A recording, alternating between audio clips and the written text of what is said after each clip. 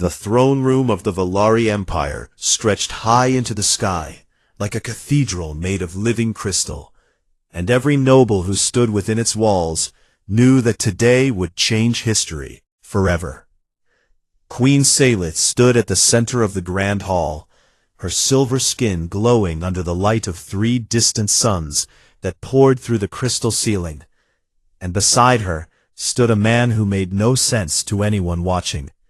He was human. His name was Marcus Cole, and he was the most unremarkable creature any Valari had ever seen. He stood, barely 6 feet tall, in a room full of beings who towered at 7 or 8 feet. His skin was a dull brown instead of shimmering silver, and his eyes were a simple dark color instead of the royal violet that marked Valari nobility. The whispers started the moment the doors had opened and he walked in. "Is this a joke?" hissed Lady Vathara to the noble beside her. "She has lost her mind," replied Lord Kazan, his violet eyes narrowing with disgust. But Queen Salith heard none of their whispers, or perhaps she simply did not care. She held Marcus's hand firmly in her own and faced her court with the confidence of a woman who had never been wrong about anything in her life. "I have chosen my consort," she announced, her voice ringing through the crystal hall like a bell, "and I present him to you now. Marcus Cole of Earth will stand beside me as my husband and partner." The silence that followed was heavier than any words could have been. Then the doors at the far end of the hall burst open, and High King Vorath entered like a storm given physical form. He was ancient by Valari standards, over 400 years old, but his body was still powerful, and his mind was sharper than any blade. His silver skin was darker than his daughter's, marked with the scars of 1,000 battles, and his violet eyes burned with barely contained fury. "Salith," he said, and his voice was calm in a way that made everyone in the room take a step back. "Explain this to me." "There is nothing to explain, Father," Salith replied, and her voice did not waver.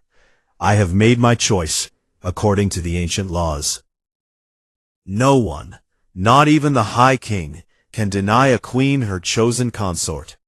Vorath's eyes moved slowly from his daughter to the human standing beside her, and Marcus met his gaze without flinching. This surprised Vorath more than he would ever admit. Most beings, even powerful Valari warriors, could not hold his stare for more than a few seconds before looking away. But this small, fragile human simply looked back at him with calm dark eyes that revealed nothing. "You," Vorath said, addressing Marcus directly for the first time, "what do you have to say for yourself?" The entire court leaned forward, eager to hear what excuse or explanation this pathetic creature would offer. Marcus considered the question for a moment, then spoke in a quiet voice that somehow carried through the entire hall. "I love her," he said simply. That was all.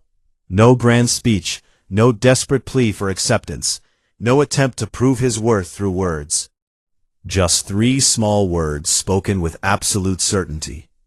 Lord Kazan laughed out loud, and soon others joined him. The sound of mockery filled the crystal hall like poison. But Vorath did not laugh. Instead, he studied the human with new interest, because he had ruled the Valari Empire for 3 centuries by understanding the beings around him. And something about this human did not add up. "You were found on a crashed freight vessel," Vorath said. "A simple engineer on a simple ship. You have no wealth, no power, no psionic ability, and no noble blood. You are nothing." "Yes," Marcus agreed quietly. "And yet you believe you are worthy of my daughter." Marcus turned his head slightly to look at Salith, and something passed between them that no one else in the room could understand. "She believes I am," Marcus said, "and that is enough for me." Prince Kalen, who had been watching from the shadows near his father's throne, stepped forward with a cruel smile on his face. He was Salith's younger brother, and he had always resented that she would inherit the empire, while he would remain forever in her shadow. "Father," Kalen said, his voice dripping with false concern, Surely we cannot allow this insult to stand. The other empires will laugh at us. The Dominion of Kef will see this as weakness. Vorath raised a hand to silence his son, but the words had planted a seed that he could not ignore.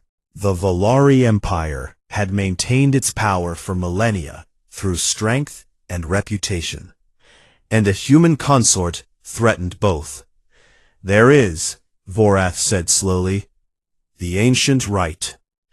A gasp went through the court, and Salith's hand tightened on Marcus's arm. "Father, no," she said, and for the first time there was fear in her voice. "The trial of worth," Vorath continued, as if she had not spoken, "has not been invoked in 200 years, but it remains the law.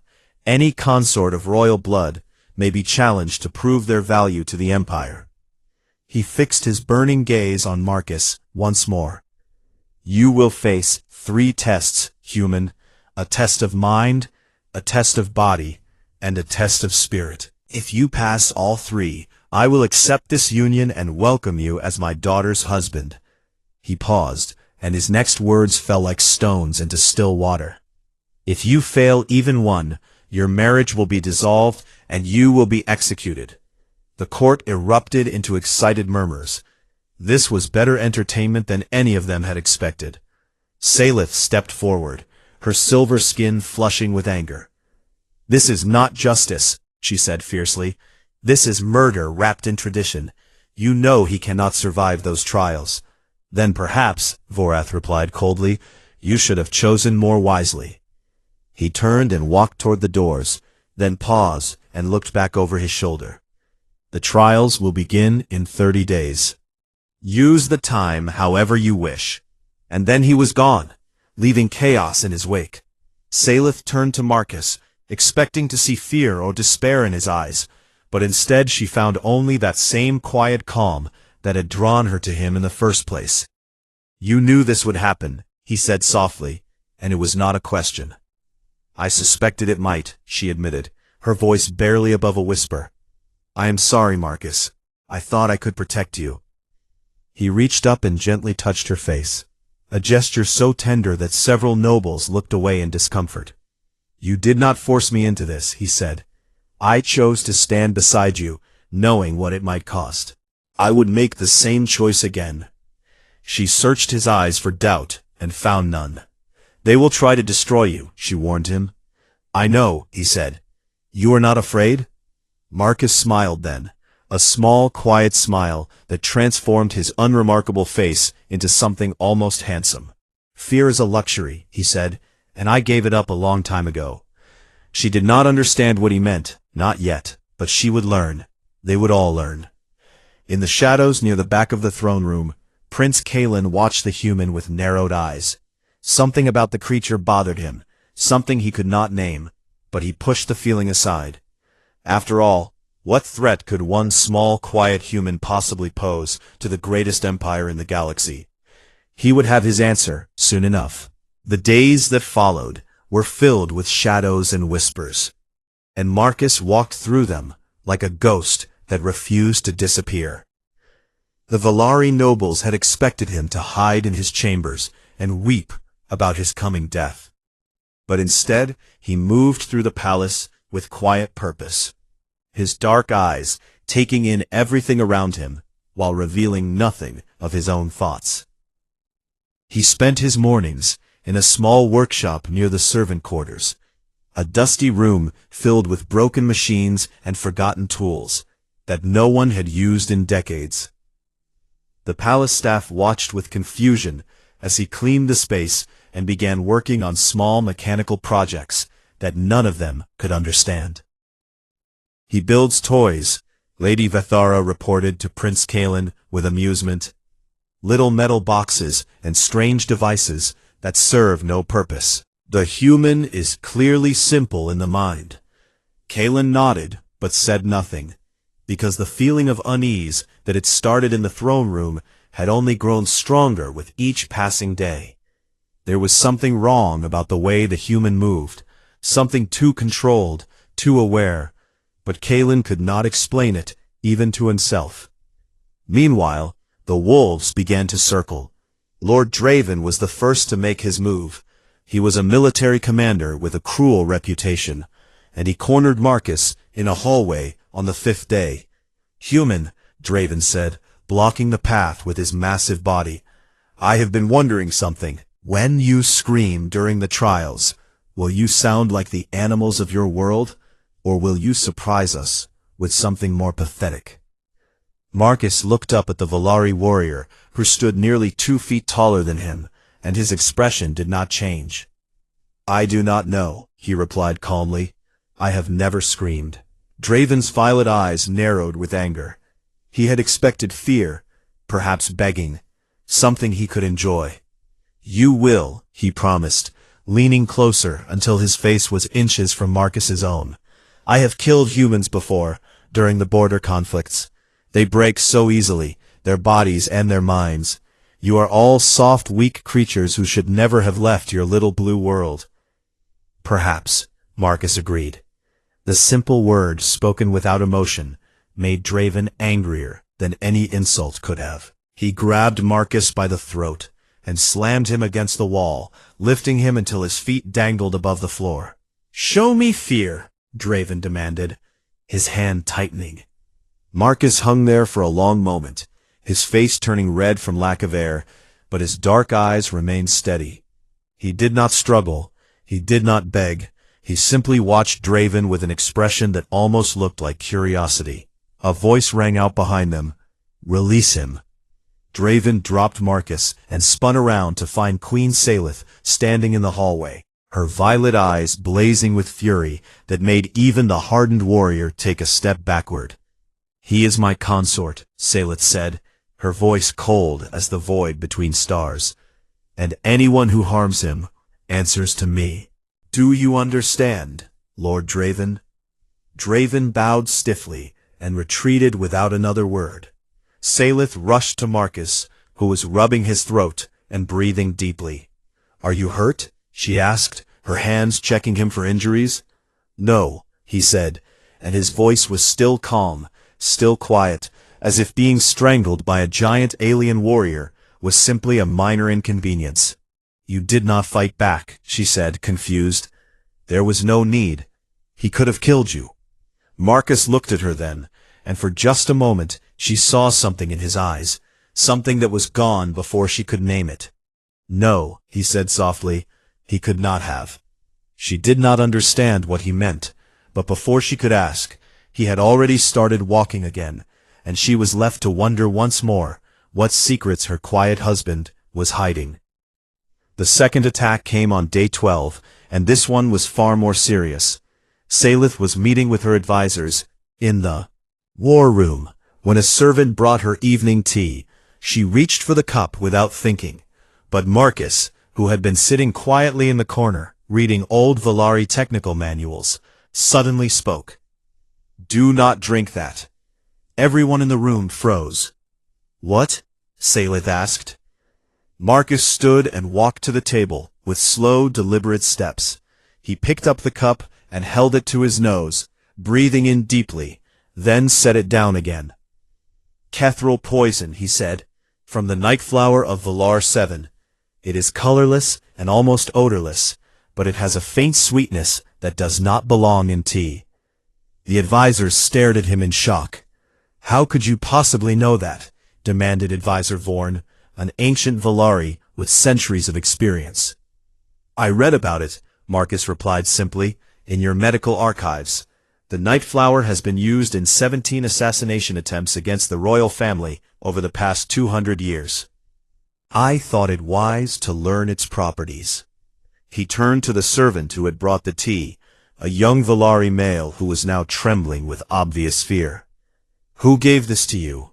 Marcus asked, and his voice was still quiet, still calm, but there was something underneath it now, something that made the servant take a step backward. "I do not know," the servant stammered. "A noble servant gave it to me in the kitchen. He said it was a special blend for the queen." Guards were called, investigations were launched, but the trail went cold quickly. Whoever had ordered the poisoning had covered their tracks well. That night, Salith found Marcus in his workshop, surrounded by pieces of metal and wire. "You saved my life," she said from the doorway. "I read a book," he replied without looking up from his work. No one reads poison manuals unless they expect to need the knowledge. "Who are you, Marcus Cole?" He was silent for a long moment, his hands still working on whatever device he was building. "I am your husband," he finally said, "and I will let nothing harm you." "That is not an answer." He looked up then, and she saw the tiredness in his eyes, a weariness that seemed far too old for his young human face. "It is the only answer I can give you right now," he said. "But I promise you this, Salith. When the trials come, when everyone is watching, when they expect me to fall and break and die, I will show them who I am." He paused, and his voice dropped even lower. "And they will not like what they see." She wanted to push further, to demand the truth, but something told her that she would get her answers soon enough. On day 25, High King Vorath summoned them both to the arena where the trials would take place. "The rules are simple," Vorath announced, his voice echoing through the massive empty stadium. "The test of mind will pitch you against a psionic adept who will attack your thoughts. The test of body will have you face Warlord Dren in single combat. And the test of spirit," he smiled then, a cold, terrible smile, "the test of spirit will be chosen by me at the moment of its beginning. Prepare yourself however you wish, human. In 5 days, you will face the judgment of our empire." Marcus stood in the center of the arena, looking up at the thousands of empty seats that would soon be filled with Valari, eager to watch him fail. "Thank you for explaining the rules," he said politely. Vorath stared at him for a long moment, searching for any sign of fear, any crack in that impossible calm. He found nothing. "You are either very brave or very stupid," Vorath said. Marcus considered this carefully. "Perhaps both," he admitted. And then, to the shock of everyone present, he turned his back on the High King and walked away, as if the most powerful being in the Empire was simply not worth his attention. Vorath watched him go, and for the first time in decades, he felt something he barely recognized: uncertainty. The grand arena of Velar Prime had not seen such a crowd in over a century, and every seat was filled with Velari who had come from across the Empire to watch a human die. They had traveled from distant worlds and space stations, nobles and common folk alike, all united by their desire to see this strange creature who had dared to marry their queen. The atmosphere was electric with anticipation and cruel excitement. Marcus stood alone in the center of the arena floor, wearing simple dark clothing that made him look even smaller against the vast open space around him. Above him, holographic screens broadcast his image to the millions watching across the Empire. In the royal box, Queen Sylith sat with her hands gripping the arms of her chair so tightly that her silver knuckles had turned white. Beside her, Prince Kalen lounged with a satisfied smile, already imagining the power that would soon be his. High King Vorath rose from his throne and raised one hand, and the crowd fell silent instantly. "The trial of worth begins," he announced, his voice amplified to reach every corner of the massive arena. "The first test is the test of mind. May the truth of this creature's spirit be revealed." A gate opened on the far side of the arena, and a Valari female walked out with slow, deliberate steps. She was Mindkeeper Syra, the most powerful psionic adept in the Empire, a being who had shattered the minds of thousands during the last war. She took her position 20 feet from Marcus and closed her eyes, preparing to unleash the full force of her mental abilities. Marcus simply stood and waited. "Begin," Vorath commanded. Syra's eyes snapped open, glowing with violet light, and she launched her attack. To a psionic species like the Volari, mental combat was as real as physical combat. They could see the energy flowing between Syra and her target, could feel the waves of psychic power crashing against the human's mind, like an ocean trying to drown a single small stone. The crowd leaned forward, waiting for Marcus to fall, to scream, to clutch his head in agony as his thoughts were torn apart. Nothing happened. Marcus stood exactly where he was, his expression unchanged, his dark eyes watching Syra with what almost looked like mild interest. Syra's face twisted with confusion and then anger. She pushed harder, pouring more power into her assault. Enough mental force to crush a dozen trained Volari warriors at once. Still nothing. The crowd began to murmur in confusion. Some thought their eyes were deceiving them. Others wondered if the human was simply too stupid to realize he was being attacked. But the nobles who understood psionic combat saw something that chilled them to their bones. Syra was not just failing to harm the human, she was failing to touch him at all. Her attacks were not being blocked or deflected. They were simply disappearing into his mind, like light falling into a black hole. "What is happening?" Prince Kalen demanded, rising from his seat. In the royal box, Salith finally allowed herself to breathe, because she understood now what she had only suspected before. Human minds were different from Volari minds, not weaker, but fundamentally different. They had no psionic presence, because their thoughts were closed systems, dense and chaotic and utterly unreachable. To attack a human mind with psionic power was like trying to grab smoke with your bare hands. Syra screamed in frustration and gathered every ounce of power she possessed for one final devastating strike. Violet lightning crackled around her body, and the very air of the arena seemed to bend under the weight of her mental assault. She released it all at once, a wave of pure psychic destruction that could have leveled a building. Marcus blinked. That was all. He simply blinked, as if a mild wind had blown across his face. Syra collapsed to the ground, unconscious from the strain of her failed attack, and the arena fell into stunned silence. High King Vorath stared at the human with new eyes, and for the first time he began to wonder if he had made a terrible mistake. "The first test is passed," Vorath announced, and his voice was carefully neutral. "The second test is the test of body." The gate opened again, and Warlord Dren entered the arena.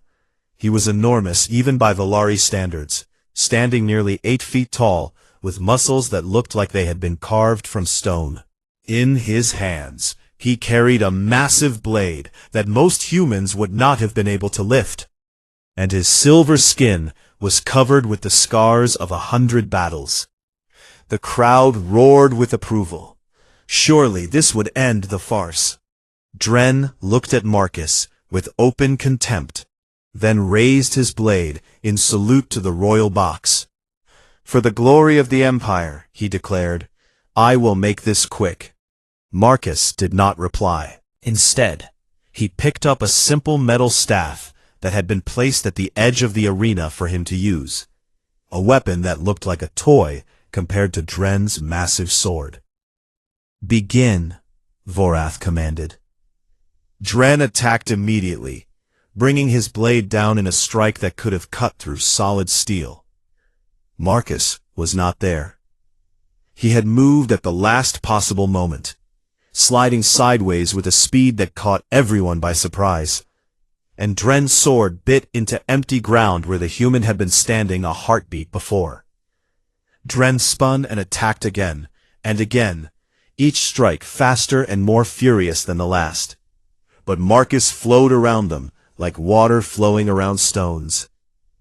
The crowd watched in disbelief as the small human evaded attacks that should have been impossible to avoid. He did not try to block Dren's blade. He simply refused to be where it was. But he could not dodge forever. Dren adjusted his tactics, using his massive reach to corner Marcus against the arena wall. and finally one of his strikes connected. The flat of his blade caught Marcus across the ribs and sent him flying across the arena floor. The crowd cheered as Marcus crashed into the dirt and lay still.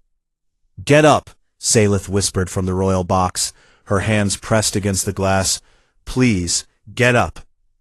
Marcus coughed blood and slowly pushed himself to his feet.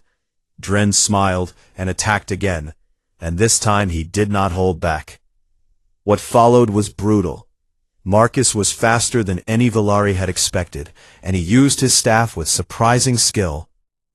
Blow after blow landed on the human's body, breaking bones and splitting skin, and each time Marcus fell to the ground. But each time he stood back up. "Stay down," Dren growled in frustration after the 10th time Marcus rose from the dirt. "You have lost. Accept your death with dignity." Marcus looked at him through eyes that were nearly swollen shut, his body bent and broken in a dozen places, and he smiled. "No," he said simply. The fight continued, but something had changed. Marcus was no longer just dodging, he was attacking, using every dirty trick humans had learned across centuries of violence. He threw dirt in Dren's eyes, struck at his joints and pressure points, used the environment to his advantage in ways that no Valari warrior would ever consider honorable. And slowly, impossibly, Dren began to tire. Valari were strong, but they burned their energy quickly. Humans were weaker, but they could endure far longer. It was the difference between a sprint and a marathon, and Marcus had turned this fight into the longest marathon of his life. After nearly an hour of combat, Dren finally fell to his knees, exhausted and covered in small wounds that had accumulated over the course of the battle. Marcus stood over him, swaying on his feet, more blood than man at this point. Then he reached down and offered Dren his hand. The warlord stared at it for a long moment, then took it and allowed the human to help him stand. "You fight," Dren said slowly, "like nothing I have ever seen." "I fight," Marcus replied quietly, "like a human." The arena was silent, and then a single voice began to cheer, and then another, and soon the entire crowd was on its feet, because they had witnessed something that defied everything they believed about the universe. High King Vorath rose once more, his face unreadable. "The second test is passed," he announced. He stepped out of the royal box and began walking down toward the arena floor. "The test of spirit is mine to give," he said, "and I have decided its form." He entered the arena and drew his own blade, ancient and terrible, and humming with power. "You will face me," Vorath declared. The crowd gasped in shock, and Salith screamed in protest. But Marcus simply looked at the High King with those calm, dark eyes. "As you wish," he said, and the true battle began. The arena fell silent as High King Vorath descended onto the fighting floor, and the weight of his presence seemed to press down on everyone watching like a physical force. He had not fought in personal combat for over 50 years, and those who remembered his last battle spoke of it in whispers. He had faced an invasion force of 30 Kethrian warriors alone, and left none of them alive. Now this ancient terror stood across from a broken, bleeding human who could barely stand. "Clear the arena," Vorath commanded, and his guards quickly removed the unconscious Mindkeeper and the exhausted warlord Dren, leaving only the king and the human in the vast empty space. Salith pressed against the glass of the royal box, her heart pounding with fear. "Father, please," she called out. "This is not justice. This is a slaughter." "He has already proven himself." Vorath did not look at her. "The test of spirit is not about combat," he said, his voice carrying to every corner of the arena. "It is about truth." He raised his hand, and suddenly the air around them shimmered with psionic energy. He was creating a barrier of some kind, a bubble that surrounded himself and Marcus and blocked out all sound. Inside this bubble, their words would be heard by no one else. Marcus watched this happen with weary eyes, but said nothing. Vorath studied him for a long moment, and then he spoke in a voice that was almost soft. "I know what you are, human." Marcus remained silent, but something flickered in his dark eyes. "My intelligence services have been investigating you since the day my daughter announced your engagement," Vorath continued. "Your crashed ship, your identity as a simple engineer, it was all too convenient, too clean." He began to walk in a slow circle around Marcus, like a predator examining its prey. "There were gaps in your records, missing years that no one could account for, and so I dug deeper. I reached out to contacts in human space, called in favors that cost me greatly, and eventually I found the truth." He stopped directly in front of Marcus and looked down at him with violet eyes that burned with knowledge. "You are a quiet one." The words hung in the air like a death sentence. Marcus's expression did not change, but his body shifted almost imperceptibly, his weight settling differently, his hands moving slightly away from his sides. Vorath noticed this and smiled coldly. "Ah, yes, there it is. The mask slips, if only for a moment. The quiet ones are humanity's darkest secret, are they not? Black operation soldiers, designed to work in psionic space, chosen for their unique neurological profiles that make them invisible to mental detection." He leaned closer, his voice dropping to a whisper. "You are not unremarkable, Marcus Cole. You are a weapon wearing the disguise of a man. Your calmness is not peace, it is control.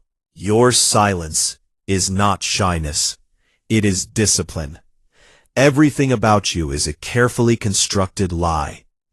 Marcus finally spoke, and his voice was different now, harder somehow. "You are well informed.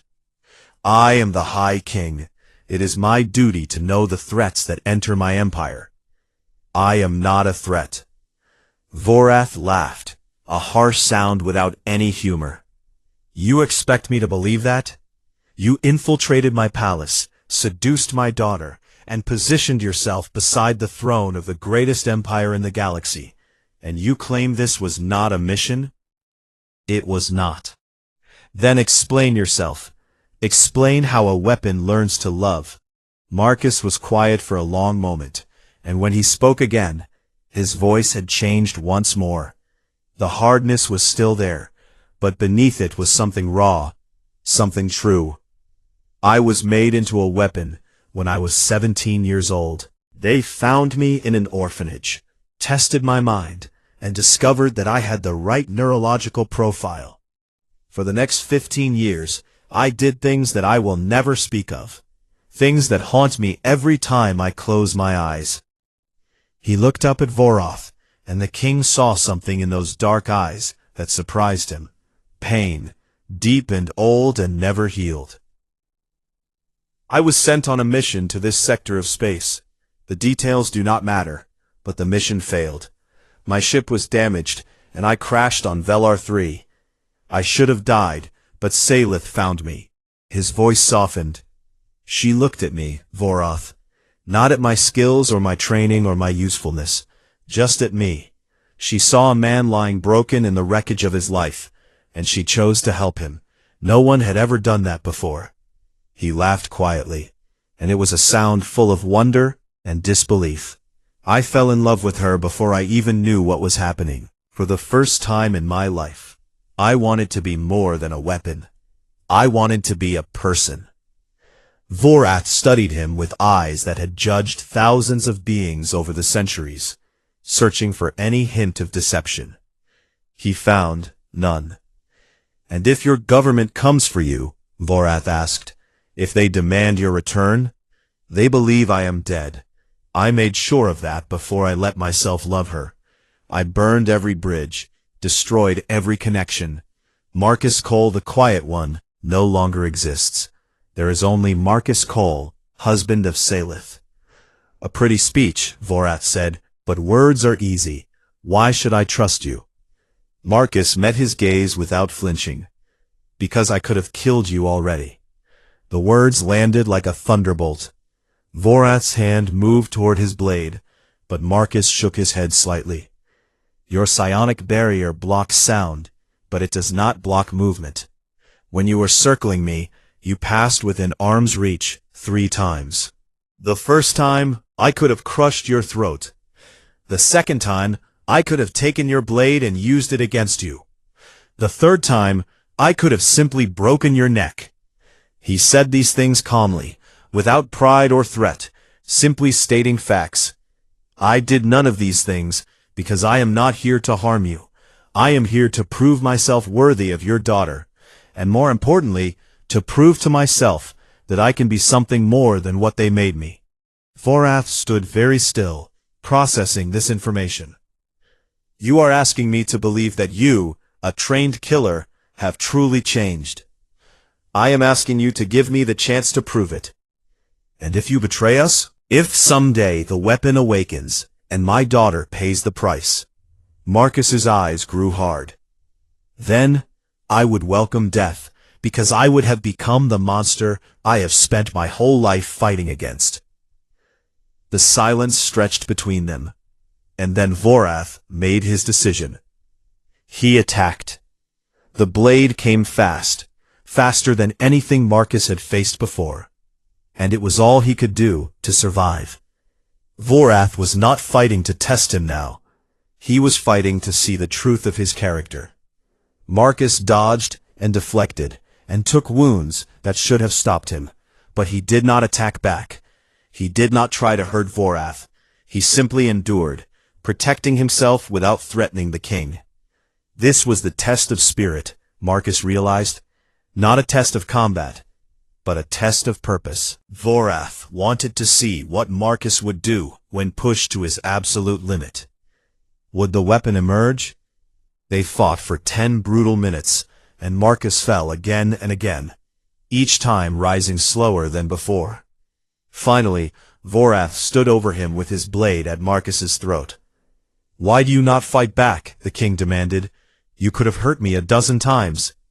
Marcus looked up at him through blood and exhaustion, and spoke the truth that defined his new life.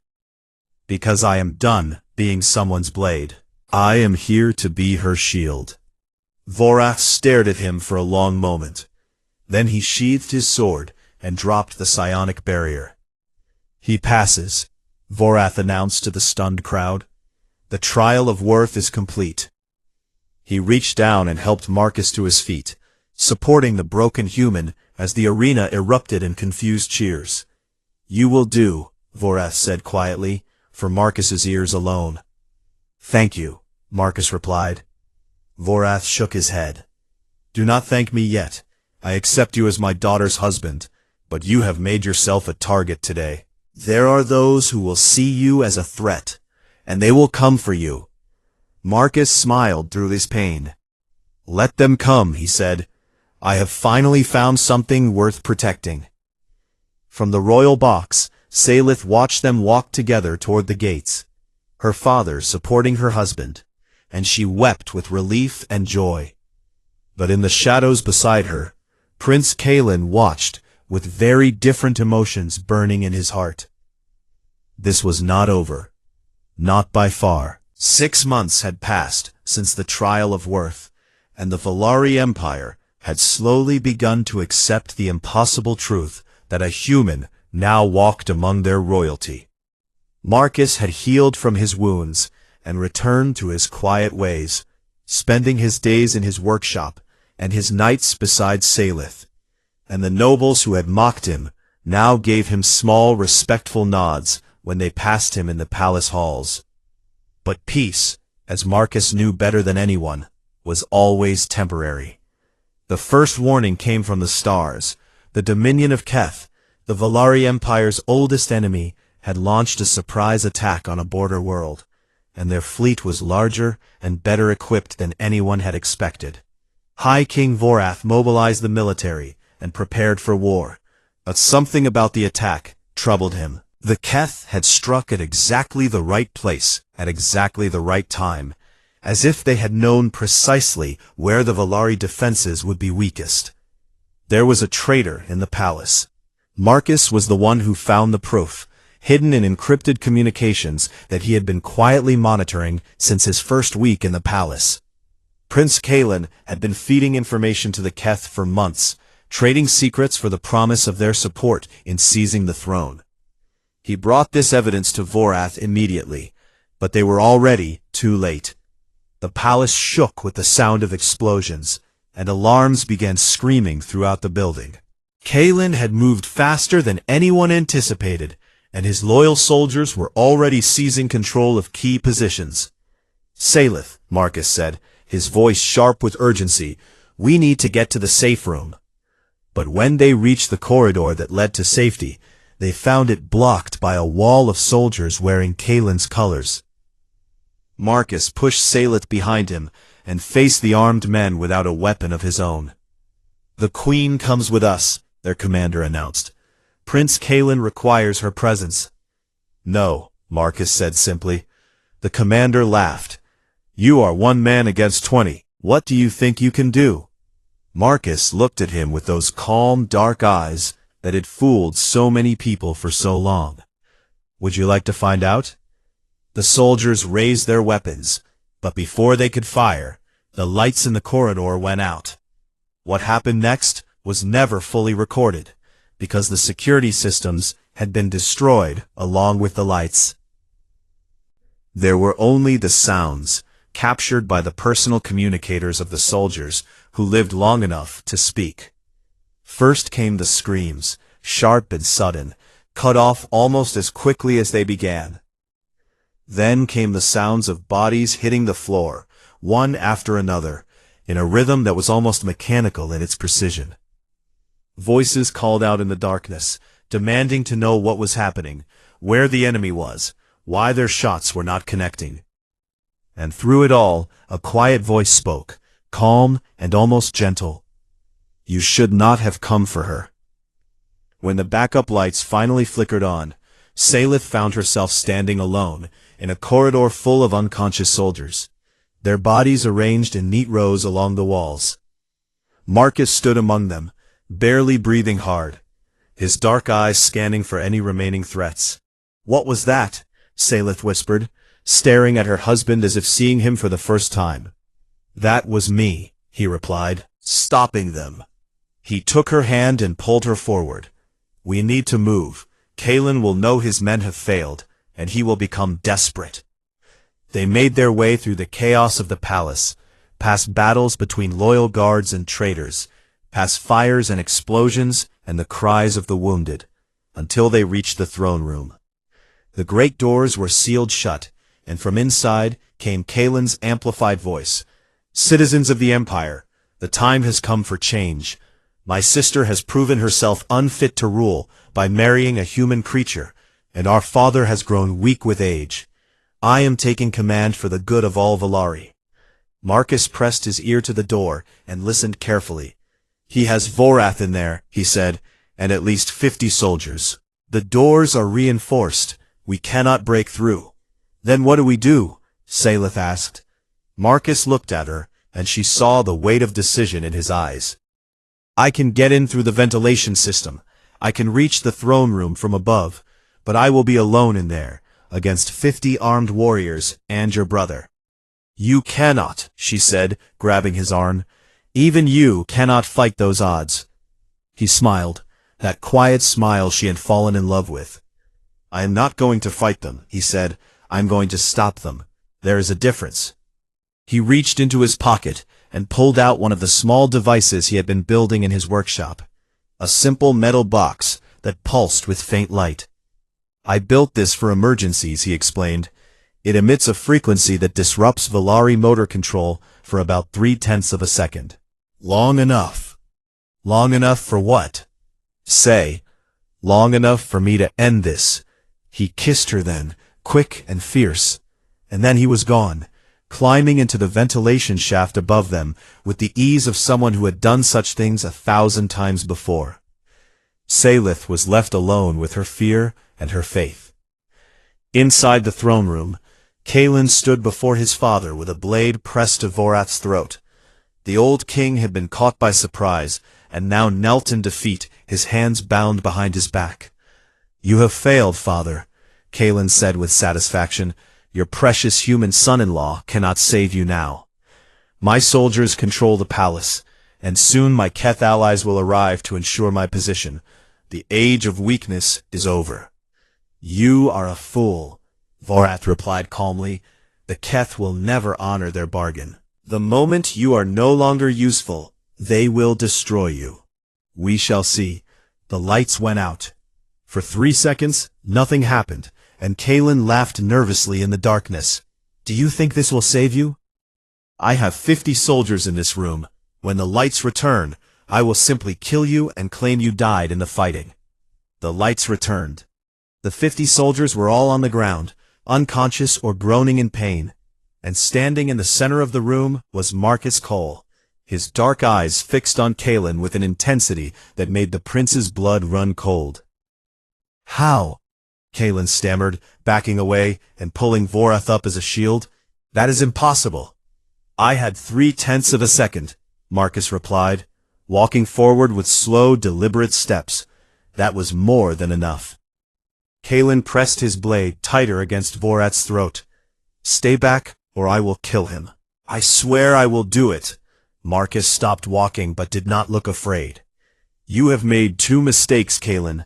The first was betraying your family. The second was thinking that I would give you time to follow through on your threats." His hand moved, almost too fast to see, and something small flew through the air. The same device he had shown Salith. It struck Kalen in the chest and activated, and for 3/10 of a second, the prince's body locked up completely. When he could move again, his blade was on the floor, his hands were secured behind his back, and Marcus was standing over him with a look that promised very unpleasant consequences. As I said, long enough, the doors burst open, and Salith rushed in with loyal guards behind her. She ran first to her father, then to Marcus, holding them both as tears streamed down her silver face. In the aftermath, Kalen was taken to the dungeons. The Keth fleet was driven back with heavy losses, thanks to tactical insights that Marcus provided, and the Valari Empire was saved. 3 days later, there was a ceremony in the throne room, where Vorath officially welcomed Marcus into the royal family, not as a political necessity, but as a true son. "You have proven yourself beyond any doubt," Vorath declared, "and I am proud to call you family." Marcus bowed his head in acceptance, and the crowd cheered. That night, he stood alone on a balcony overlooking the stars, and Salith found him there. "Do you miss your old life?" she asked, standing beside him. He thought about the question carefully. "I miss nothing," he said finally, "because I was never truly alive until I found you." She took his hand, and they watched the stars together. Comfortable silence. Far below, in the streets of the capital, a new story was spreading across the empire and beyond. A story about a quiet human who had faced impossible odds and emerged victorious. And the lesson of that story was simple. Beware the quiet ones, especially the humans.